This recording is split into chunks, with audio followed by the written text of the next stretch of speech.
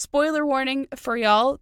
This episode, we're focusing on K-pop Demon Hunters, and we will be talking about the whole movie in its entirety. So if you have not already seen it yet, I highly recommend you check it out before listening to this episode. But if you don't care about spoilers, you just want to hear us ramble, then please proceed as you see fit. All right, let's get started.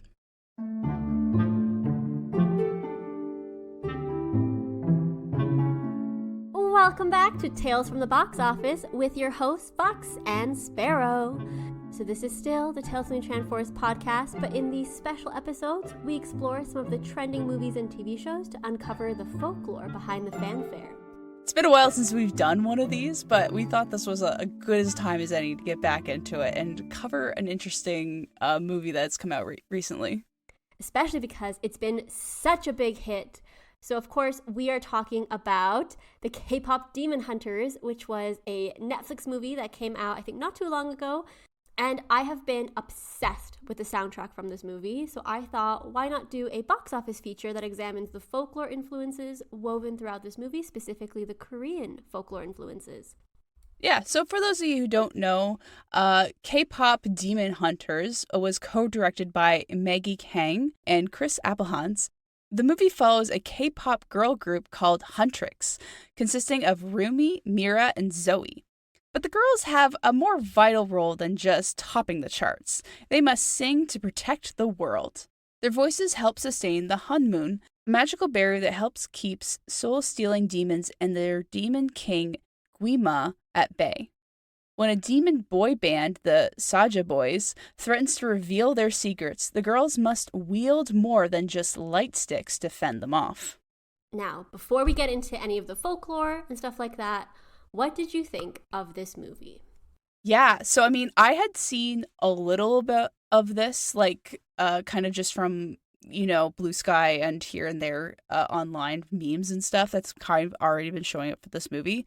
But I hadn't, really clued into what the movie was or anything. So when you had told me about the movie, I'm not going to lie, I initially kind of dismissed it a little because as well as, nothing against what it was, I just don't listen to K-pop at all. So I thought, okay, this is going to be about something I don't fully understand or get the vibe of.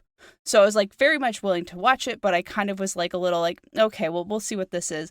But I really did enjoy it. It was a lot of fun. And I immediately got this feeling of the movie reminded me of Sailor Moon, but also meets Totally Spies, but also not either of those. Okay, Totally Spies. I got such big Totally Spies vibe from these girls. Mm-hmm. So after I watched the movie, I did watch a couple interviews by the directors and by the actresses. And so what I really picked up on and I really liked is that the girls acted like girls do. They were, feasting on ramen and they weren't eating delicately. And they were really into going to the couch. And they had all these range of emotions and they could be sad and they were happy and they weren't completely understanding right off the bat. And I really liked that the focus was on making these girls very human. And that's something I loved about even shows like Winx Club, Totally Spies, that the girls were just girls. They were still, really cool and they were doing all these cool stuff, but at the end of the day, they were obsessed with things like fashion and they were obsessed with their looks and they were obsessed with each other and friendship and eating really good food. And their skincare, and there was just so much about it that I thought made it a really fleshed out movie. Immediately, yeah. I think the main thing that hit me right off the bat was just the dynamic between the girls felt very relatable, as much as it was cartoonish and over the top. The core things that made them up was very relatable, and I was so endeared to them right off the bat, even though I didn't. I don't fully get K-pop culture or all of that stuff. I was immediately invested in them and their music was great. I really did enjoy those beats and the way it was portrayed on screen was just fantastic. I also, yes, I think the K-pop industry element of it was really interesting because as someone who is, a fan of lots of big groups, I was a really big part of the ARMY, as the BTS ARMY. Back in the day, whenever a new music video would drop, I would listen to it on repeat. And like you would watch all the variety shows your favorite group was doing, and you would write in the comments and support them and stream things on repeat and keep things in the background just to get numbers going, and you would watch anything that they were involved in. So the K-pop industry, I think there is a lot of stuff about it in the movie. And I think Stan Wars is a really big thing. So you have people that are parts of the different groups, and they really make that kind of their identity, and they want to be part of it. And I think K-pop culture, there is like a dark side to it. Obviously, the way some of the groups are treated is not great. Some of the contracts they have are completely insane. Like no dating, there's limits on what they can eat, how much time they have to practice. And you could spend, years and years and years being a trainee for a company, waiting for a chance to, debut in a group, and you might never get that chance. So it's kind of luck of the draw in some cases. But I do like that it did focus on kind of the downsides and the pressure, as well as all the positives that happen. Like you have kind of these relationships. They can be kind of parasocial, I think. But you do have these relationships and these fan signings, and you do see them go to a variety show with the Saja Boys. And I thought that was really cool, because one thing I loved when I was really in my K-pop era, when Blackpink was releasing things, and when I was obsessed with GOT7 and BTS, and even back in the day with Super Junior. But the big thing that I loved was watching them on variety shows, because it made them so human to see them be funny and see them do these challenges and see their dynamic as a group.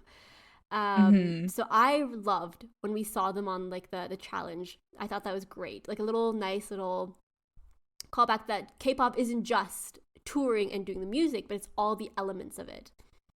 I also liked how we got to know the characters was through the fan base. It was like interviews. Like we really got the image that the fans had of them, what they thought was important. And then we got to meet like the actual characters and saw how that contrasted or how correct they might have been.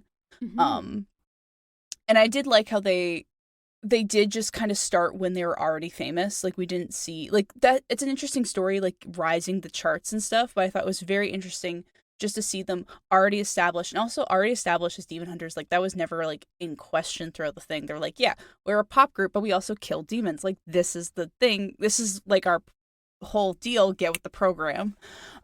It was like we just kind of rolled with their other human dilemmas and just didn't worry about like the fantastical elements of it as much. Yeah, and I think that's where I think like, magical realism, you really have to just suspend belief a lot of the time. Where yes, a lot of people on TikTok and Instagram and stuff were kind of dissecting it after the fact and being like, well, how did no one notice this? Or when the Saja Boys were sending out hearts, how did no one notice they were actually real hearts? Even my husband, because I watched this with my husband, he was like, why is no one picking up on this? And I was just like, listen, you could tell me this is effects on like a K-pop stage and I'd believe you.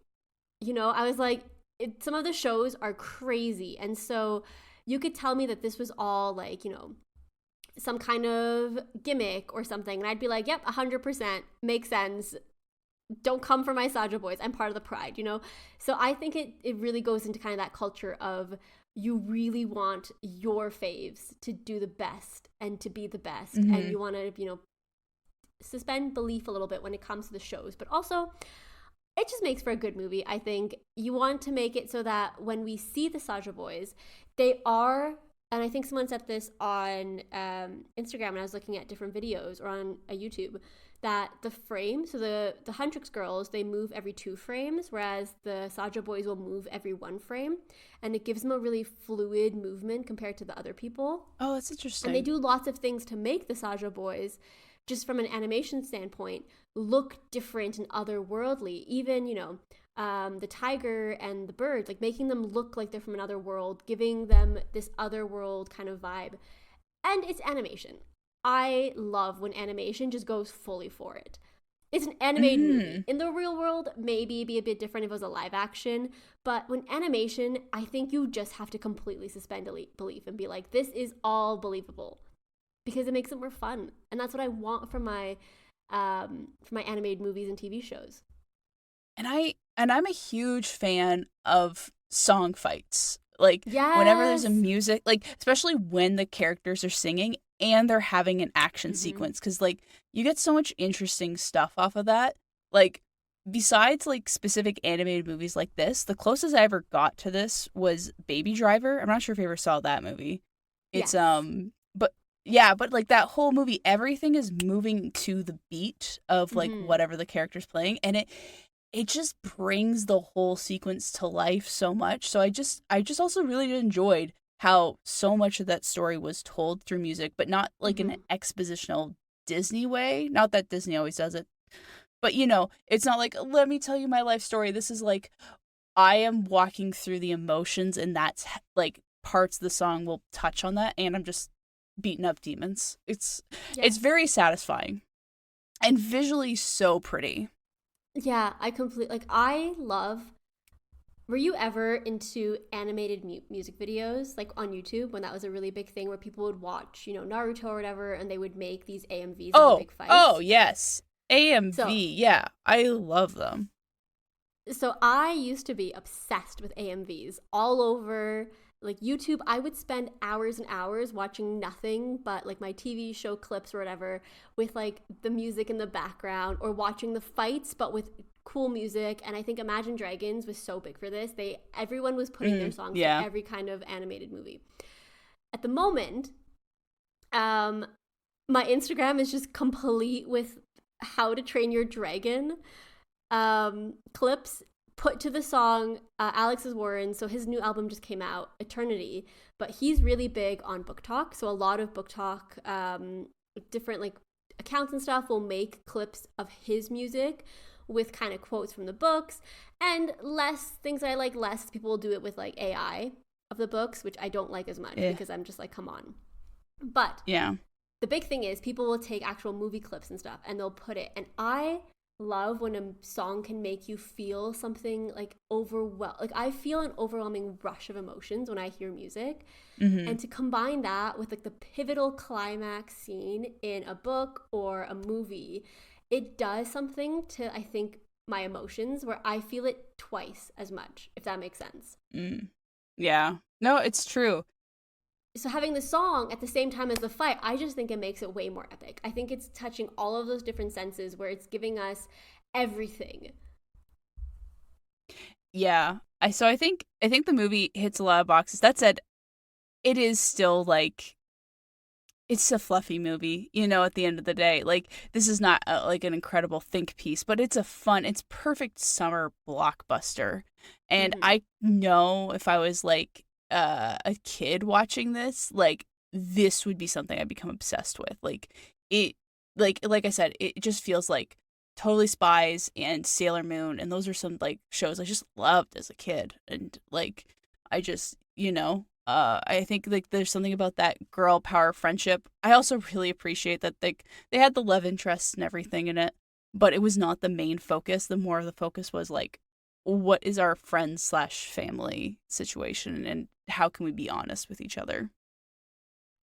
You know what? I kind of disagree. I do agree that it's like a fluffy movie, but I do think for a long time we've had these movies that are, they all kind of use the same plot, and this movie of course uses the same plot. Like I'm not saying it's a completely new movie to have, a half demon half human kind of hybrid creature or hybrid person, trying to navigate the world as being part of it in the kind of in the liminal space between two different worlds. That's always been something that we've seen in media. Hmm. However, I think because we've almost been starved for a good kind of well thought out plotted, a story that is told to us that we can view as a new story with new elements. I feel like it's been so long since we've had that this movie feels like it's a turning point, or even like a breath of fresh air. And I do think there is something to be said about this movie being so big and being so influenced by Korean culture, especially when you look at some of the actresses. And they've said, especially Arjun Cho, I think she did an interview where she said that when she was talking about, having Asian leads in a movie, someone had told her, well, go back to your own country and do it. Go back to Korea and do something like that. Go back to China and do something like that. Go back to, Thailand, Philippines. People say this all the time when you talk about having Asian leads in movies. It's almost like, well, go back to your own country and do it. And that shouldn't be the case because, you have big Asian American communities. And Korean dramas, Korean movies, the same as with like Chinese dramas, Chinese movies, they are massive industries.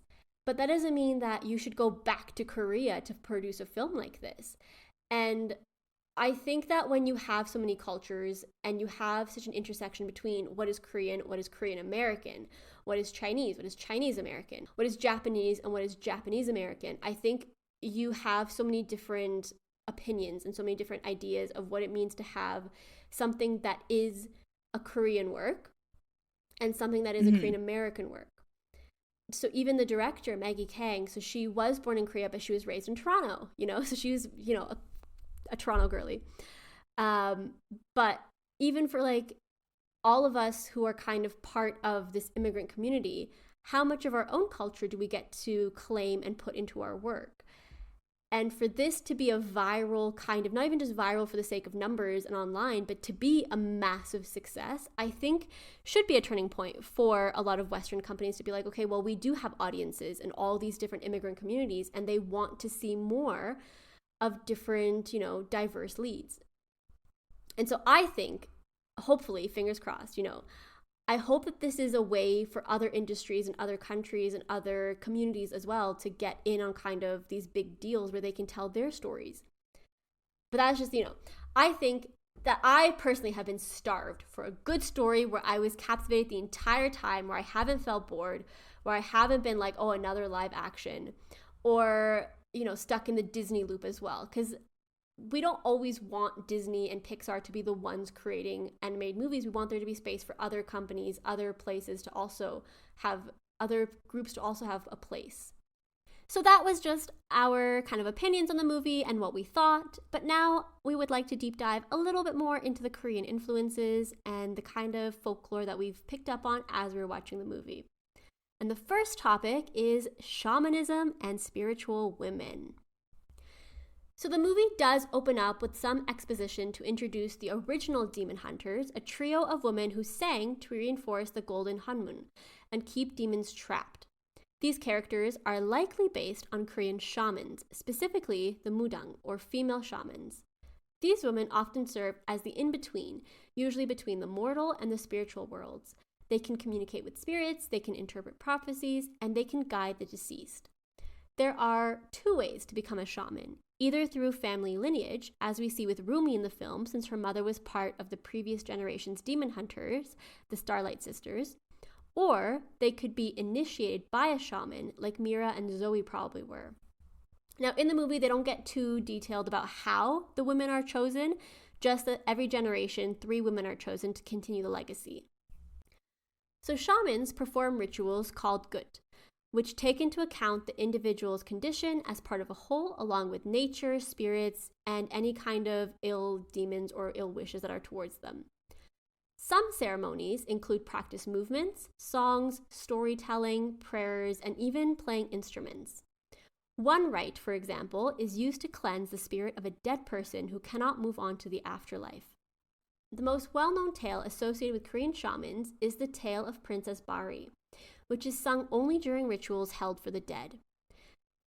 We did try and look around for one concise version, but there are so many different versions of the story, and they all vary depending on the region they're told. Some of them mention Buddha, others mention gods and guardians. So we have collected a couple different stories, but the main one that we did take is retold by Folkency Korea, an encyclopedia created by the National Folk Museum of Korea, and it's online, so we will be linking that in the show notes. Kind of to come back to the idea of women being at the center, we have this story that is the abandoned Princess Bari. To set the stage, the king and queen wanted to set their wedding date, but were advised not to rush. However, being a young couple, they ignored this advice and married quite quickly. This resulted in the queen giving birth to 6 daughters in a row, which in many patriarchal societies was considered a curse. Although the king and queen themselves loved their daughters and treated them well, they still longed for a son and an heir. During her 7th pregnancy, the queen had an auspicious dream, and the couple took it as a sign that they would finally be granted a son. But to their dismay, the queen gave birth to another daughter. In a fit of rage, the king named the girl Bari, which means the one who is thrown away, and had her abandoned, not unlike Atalanta and Paris from Greek myths. The girl was found and raised by an elderly couple, and they kept her for themselves for over 15 years. One day, the king and the queen, depending on the version, fell deathly ill and learned that the only cure was the Yangyusu potion and flowers from Seocheon, the western heaven, the realm of spirits and gods, and in some versions it was also the water of life that they needed. The king asked his 6 daughters to go, but each refused. Desperate, the king sent men to search for the 7th princess. When she was brought to them and explained the situation, Princess Bari agreed to go and set off dressed as a man. When she arrived at the western heavens, she traveled through the realm looking for the flowers, and during her journey, she used a rattle and spells to save the souls of those suffering in hell. Eventually, she reached the gatekeeper, and he agreed to let her have what she needed, but first she had to work with him for a time and bear him 7 sons. Princess Bari agreed, and after her time in the Western Kingdom, she returned home with the potion flowers to cure her father, along with her husband and children. Unfortunately, when Princess Bari returned, she came across the royal funeral procession for her father. Instead of giving up, she interrupted the rites, threw open his coffin, and resurrected her father with the flowers. It worked, and for her courage and bravery, the princess was made a deity who helped the dead, much like Charon or Anubis. She also became a symbol for shamans, and because of her associations with death, her story is the one that is sung during the death rites. So the reason I chose this story, not just because it's one of the most famous ones associated with the shamans and death, is because Princess Bari resonates with my interpretation of Rumi, who in the movie ends up saving Junu's soul at the end and helping him cross over. And kind of as a half-demon hunter, she straddles that gap that Bari did between mortal and spiritual, where she has to travel to the demon realm, essentially, or the western heaven, in order to get something. But as opposed to physically going on a journey, Rumi has to go on kind of an emotional, spiritual journey within herself to be able to not only accept who she is, get over the shame, but also help save Junu's soul in the end. So that's kind of where this story kind of makes me think of the movie as well. So if the demon hunters were associated with shamanism, then what about the demons, and more importantly, the demon boy band, the Saja Boys? The demons depicted in the movie were Korean Dokkaebi, mischievous goblins that were more akin to shape-shifting tricksters than demons from hell. In an interview, Maggie Kang said they chose Dokkaebi because of the way they would transfer to a digital animation medium, and I have to say, she was spot on. The demons were vibrant, comedic, but just terrifying enough when they started soul-stealing that they really felt like a real threat. Another type of demon or spirit was the Gwishin, seen during the fight in the bathhouse where the Saja boys summoned spirits from the baths. Unlike the Dokkaebi, who had characteristically bright faces, horns, and tusks, the spirits in the bathhouse had long, lanky hair, blue faces, and bodies. They were the restless spirits of people who had drowned near bodies of water and were often killed by dragging you down with them. Gwishin, in general, were the spirits of humans who were not able to cross over. This was what the leader of the Saja boys, Jeoseung, was. Based on his depiction, some people interpreted him as Jeoseung Saja, which was a soul-guiding type of a figure similar to the Grim Reaper, except they didn't kill anyone. They simply guided good and bad souls to their destinations. The characteristic depiction of Jeoseung Saja was the long black hanbok and the wide-brimmed hat known as the gat, which we saw Jin wearing in his first scene. And talking about demons, we also have the demon king Gwima, who demanded souls to feast on. Now, while Gwima is purely a fictional concept, Korean folklore does account for corrupted or weak souls. The word ma could refer to demonic presences that were corrupting the purity of a soul, and in Jinu's case, his shame and regret were what made his soul weak and kept him as a Gwishin, or a ghost. The role of shamans, as we touched on before, was to help purify and guide lost souls, sometimes even sealing evil forces away. So while Guima might not be real, his personification of the forces that corrupted souls was definitely grounded in real influences. And of course, no episode on the Korean folk influences in K-pop demon hunters is complete without mentioning the tiger and the magpie, also known as the derpy tiger and the judgmental magpie with the hat. Oh my gosh, they were so wonderful additions to the film. When they first showed up, I was like, what is your deal? And after 5 seconds, I was like, I don't care. I'm glad you're here. I think so. When I was reading an interview by the story artist, Radford C. Christ, he had said that they created these ideas of having the tiger and the magpie, and they didn't know what to have them actually do, if they were going to be, companions or sidekicks. But then they had this idea of having them be Jinu's pets and having them deliver messages for Jinu, because the idea of this 400-year-old, demon being able to text was a bit weird to them, but having him send these pets over was interesting. And of course, the idea of the tiger and the magpie, they do come from a Korean folk art style called minhwa. So the tiger is obviously very heavily associated with Korea. It's seen as keeping evil away. You hang up tiger decor sometimes for the new year. And the magpie is known for delivering good news. However, over time, these two creatures were depicted together and it almost became satirical. So the tiger, instead of being this ferocious creature, the eyes, if you look at some of the art style, some of the pictures of the art style done at the time, the eyes became really big and almost cross-eyed in some cases. And the tiger, who is supposed to represent kind of the aristocrats, the ruling class, they almost looked foolish and they got the nickname Idiot Tiger. Whereas the magpie is represented as being above the tiger and kind of like laughing at it or singing at it, and they became a popular duo.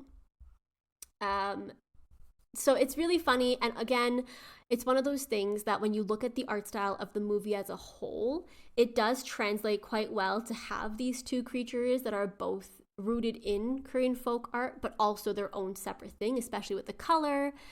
And this is something I see people get wrong. So when I was reading this interview, I thought the tiger was a boy tiger.